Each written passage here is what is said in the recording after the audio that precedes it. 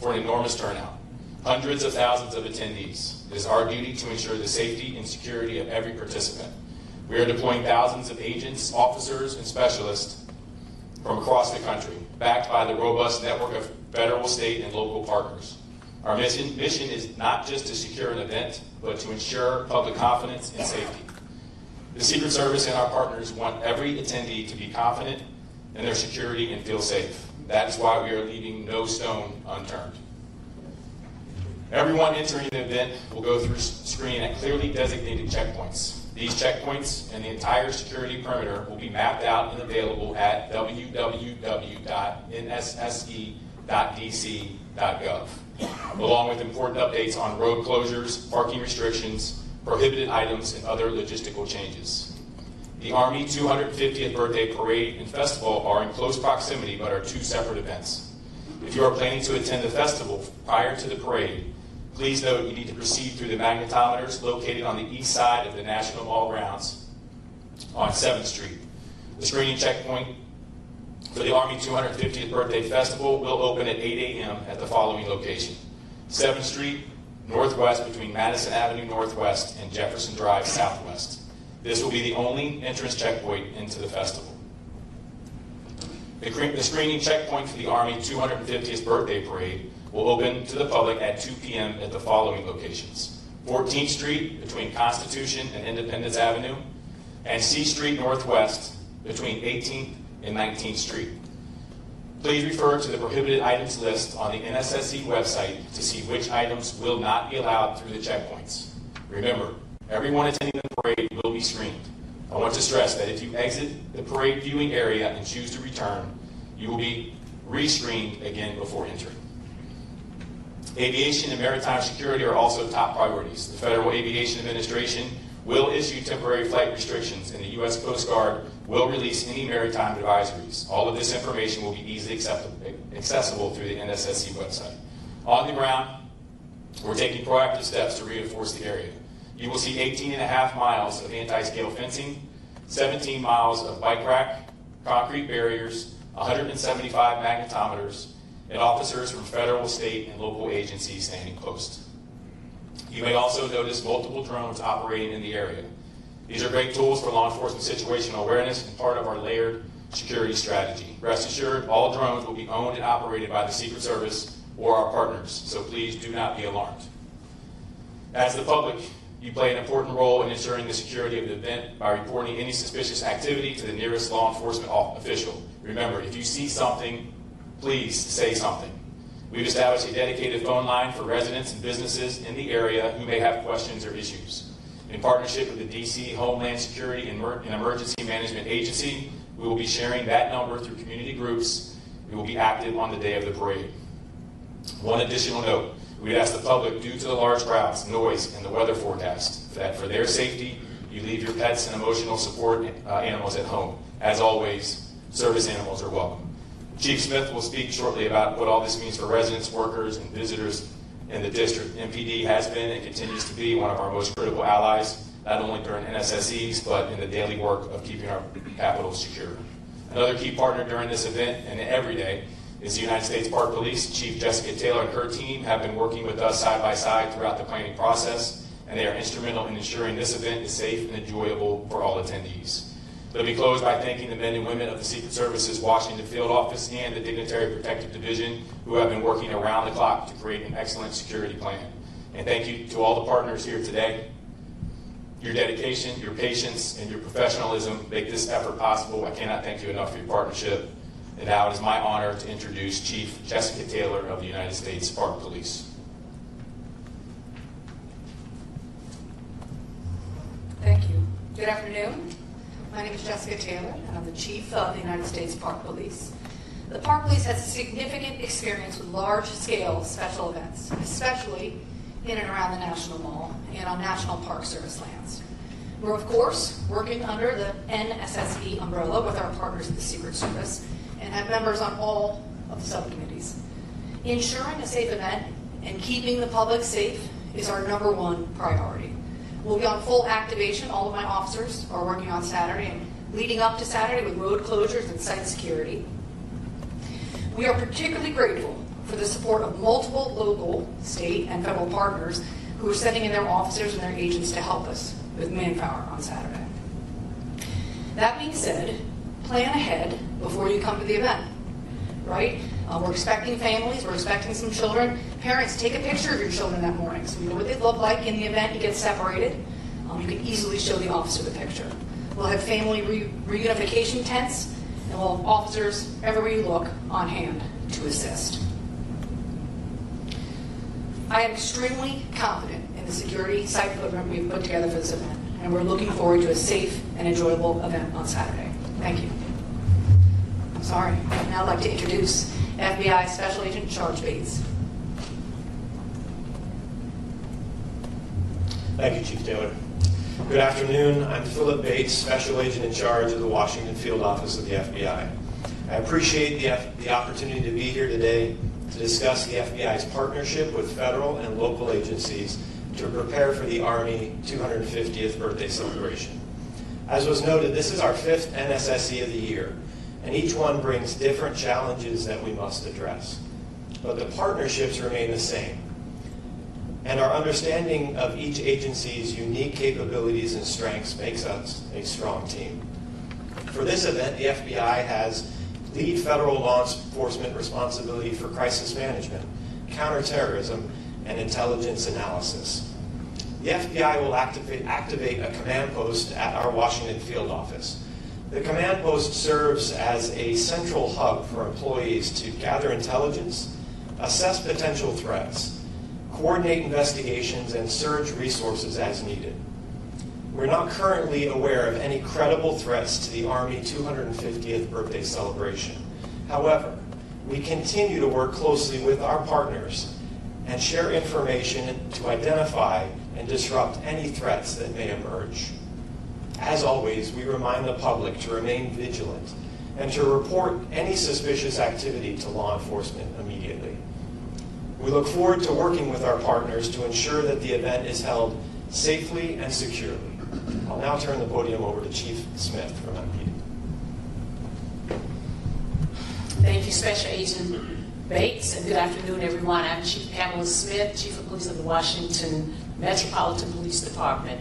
At Metropolitan Police Department, we've been working very closely with our local, state, and federal partners in preparation for the 250th Army Birthday Parade.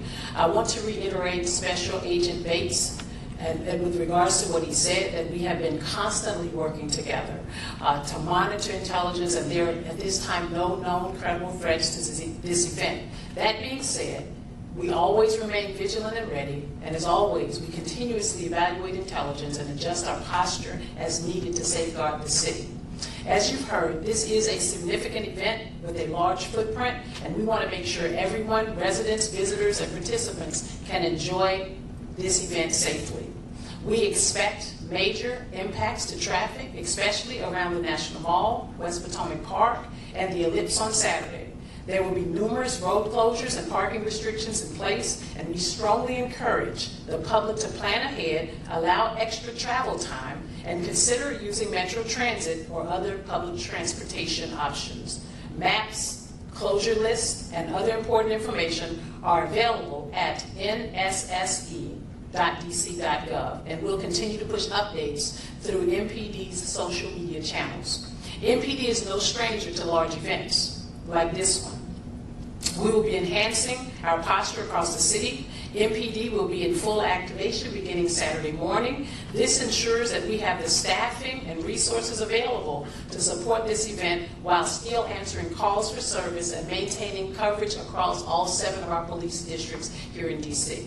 I cannot emphasize enough, your safety remains our #1 priority. We are deploying specialized teams to support our federal partners and staying ready to respond whenever needed. As always, we also rely on the public to be the extra set of eyes and ears. If you see something suspicious, please say something. Call 911 in an emergency or reach out to our tip line at 202-727-9099 or text 50411. We thank everyone in advance for your patience and cooperation, and we look forward to a safe and successful event. Thank you, and I will now turn it over to Maurice McKinney, Deputy Chief of Metro Transit Police Department.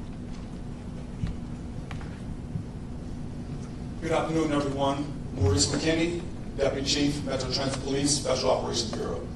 Metro will support the Army 250 by operational support that we will increase staffing at all of the stations surrounding the parade and festival routes. Metro Transit Police will increase officer presence in and around all of the stations to include Smithsonian, Archives, Federal Triangle.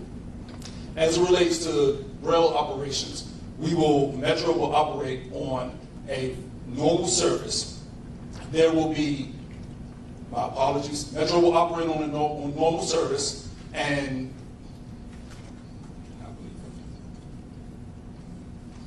those heading to the National Mall for this festival are advised to use other stations to include Federal Triangle, Federal Center, LaFont Plaza. Due to the security perimeter at the National Mall, the Smithsonian station on the Jefferson side will be closed. And customers can access the Smithsonian Metro station through the Independence Avenue side. Those viewing the parade can access the station through Farragut West, Farragut North, Federal Triangle, and Archives Metro Station. The following Metro bus routes will have detours or delays: the 7A, the 10A, the 16A, the 16C, the 16E, the 22A, the 32, the 36, the 70, the 79, and the P6. Customers are encouraged to download the Metro Pulse app for real-time bus and rail operations. Thank you. And with that, we'll take questions. Will there be any changes to protocol, ramping up of additional security? Oh, thank you very much. Oh. Okay. I'm Jackie with News Nation. Will there be any additional protocols, ramping up of security, anything in response to what is currently taking place in LA regarding ICE raids and protests there? So given that this is an NSSE, we plan for those things ahead of time. So since April 22nd, we've been planning for this, which is shorter than normal. But we are paying attention, obviously, to what is happening there. And we'll be ready for that if it were to occur here for the Army 250. Next.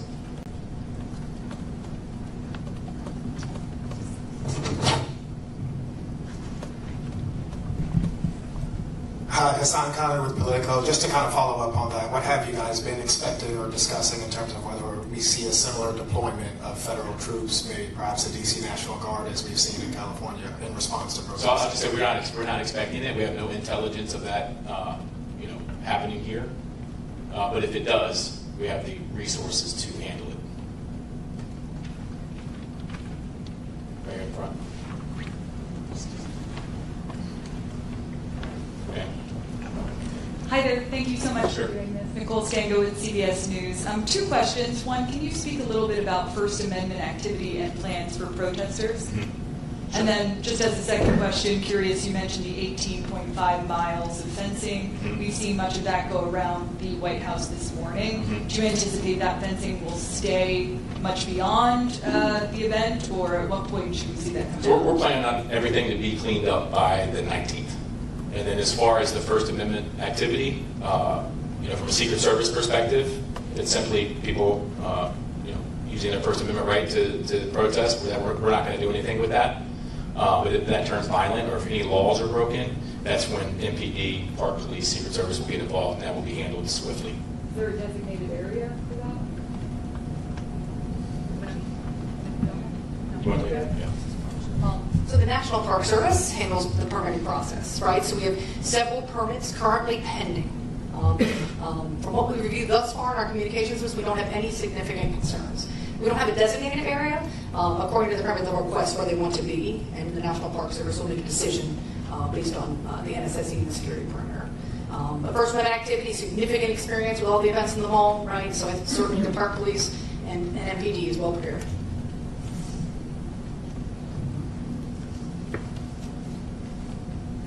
Hey Matt, it's Holmes Labyrinth from CNN. I'm curious, what is the number that you're really expecting right now for counter-protesters? I know you mentioned in terms of attendees, we're talking hundreds of thousands. Are we seeing anywhere near that number for counter-protesters? No, not even close. We're tracking about 9 First Amendment activity demonstrations, but nowhere. I'm not going to get into the exact number, but it's not that high. And then, is there a plan in place to call National Guard if needed? What is? We actually have National Guard. You already have it. Yeah. They're working the event, so they will be here. But we also have a robust plan for civil disturbance. What's the number of the National Guard here? Again, I'm not going to talk about numbers just for security reasons. But between CDU units that we have from multiple agencies and the National Guard, I'm very confident in the plan we have.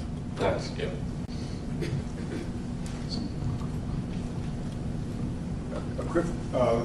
Mark Seegers, Channel 4. A quick follow-up on the National Guard. Is that DC National Guard that has been deployed? And will they be, whichever National Guard is it, will they be armed? They will not be armed, and I believe it's not just DC National Guard, but DC National Guard is involved. And then can I ask about the logistics of spectators who want to get in? So there's a festival area, and then there's the viewing area. Can you go from the festival area to the parade viewing area without going out and into new security? And you want to answer that? Sure. You have to go through security for both. So, but if once I'm in the festival area, I could just go. No, you'll go out and you'll go through. Okay. And we have a ton of magnetometers, so I don't. Depends on how many people show up, right? If 1 million people show up, there's going to be a line. And then, how many people are you prepared that can actually sit on those? Is it like 3 or 4 blocks where there's actually bleachers for the parade route? There will be no bleachers. So it's just standing along Constitution Avenue? Correct. And so how many people do you think you can accommodate there? Hundreds of thousands. You can? Okay. Yeah. Okay. And none of that is ticketed? It's open to... Not ticketed, opened. And then can I ask a housekeeping question for press? Or do you want to have somebody hang back and answer those after? We'll do that after. Okay, thanks. Last 2, Tom and Ashley.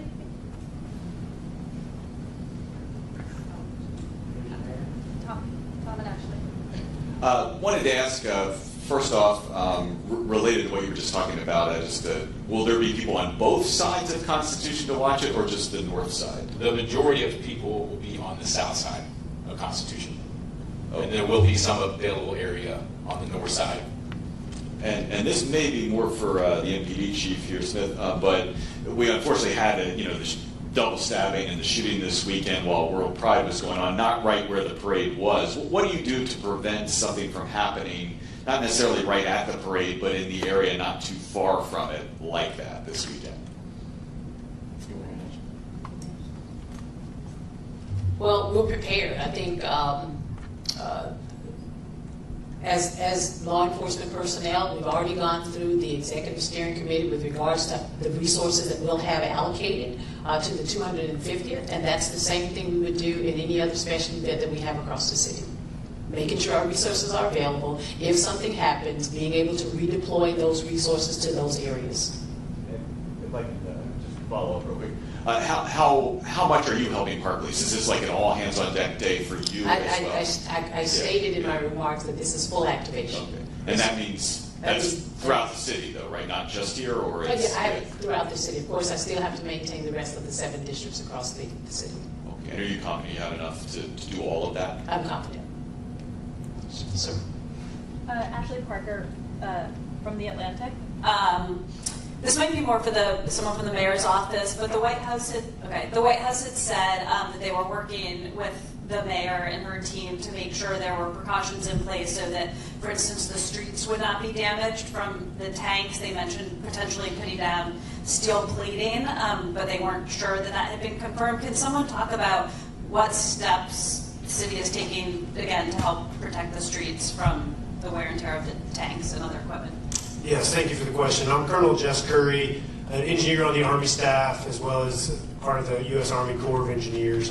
So if you go out to the parade route even today, you can see some of that work being put in place.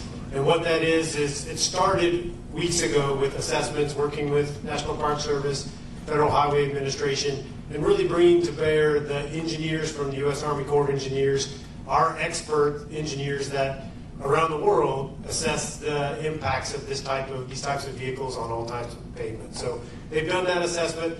Based on that, we put together the plan that you'll see being put at key locations around the route. Primarily, it is metal plating that's being put down to address those areas where tanks have to steer sharply, and we did some of the grinding reaction from between those tracks. Throughout the straightaways, we really have very little or low concerns that there will be any other damage. The plates and where we're putting them is designed to minimize or eliminate all possible damage. So that's ongoing now. Will be in place before the parade begins, and will come up immediately after. Is there anything beyond the plates, or is that sort of the? Is there anything beyond the plates, or is that kind of the bulk of it? Well, thanks for asking, because there is. That is certainly the most visible thing that everyone's going to be able to see out along the parade route. But in addition to that, we're putting down a lot of matting in the staging areas, things again to just mitigate any potential. We're using an abundance of caution.